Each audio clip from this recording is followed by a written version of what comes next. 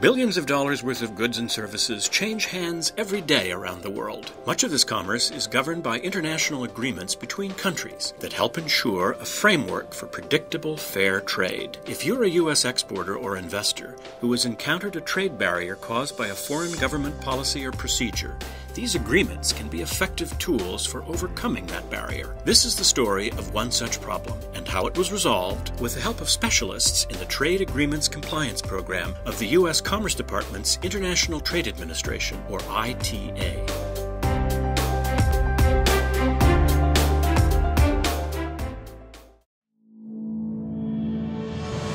In 2009, Eloy Retamal created EUR Consulting and Development, based in Torrance, California.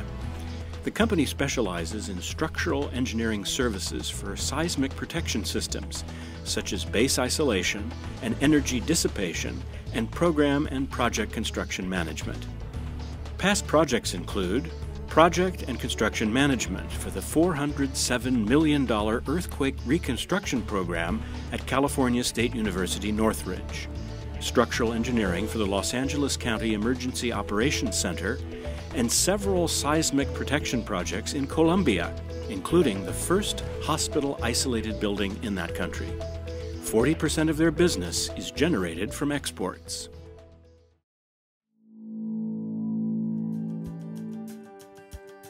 In Chile on February 27, 2010, there was a magnitude 8.9 earthquake. So the government, as a policy, now requires all hospitals to be isolated, which involves the installation of rubber bearings between the foundation and the upper structure. Our company specializes in that. We're very much interested because after the earthquake, more than 30% of the infrastructure in Chile got either severely damaged or destroyed. So there's a large market right now that we can participate in. EUR Consulting provided a statement of qualifications to be considered for a hospital construction. It was a finalist, but its bid was rejected by the Chilean government for reasons the company thought unfair.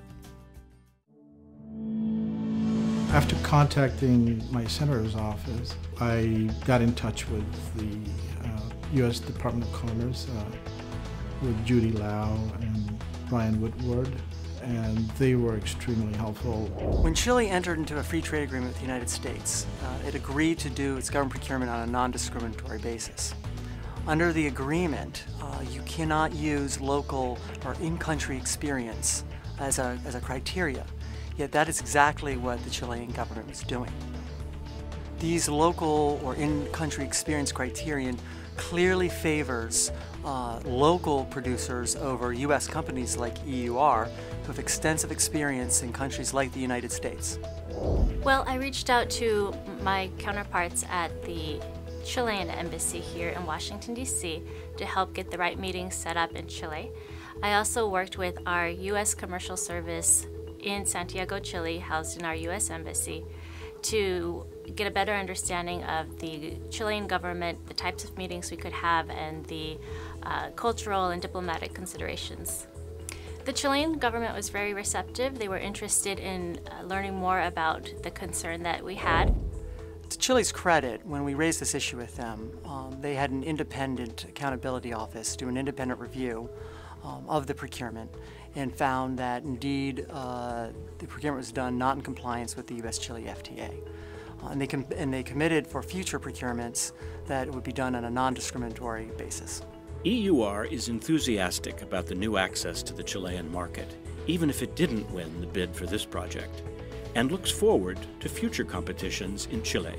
This could mean literally millions of dollars, both in professional fees as well as isolation products, such as the isolation bearings and the fluid dampers that we also commercialize in that market. So it is an enormous importance for us to be able to participate.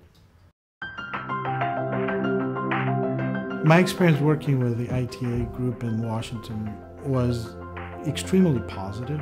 They were on top of it from day one.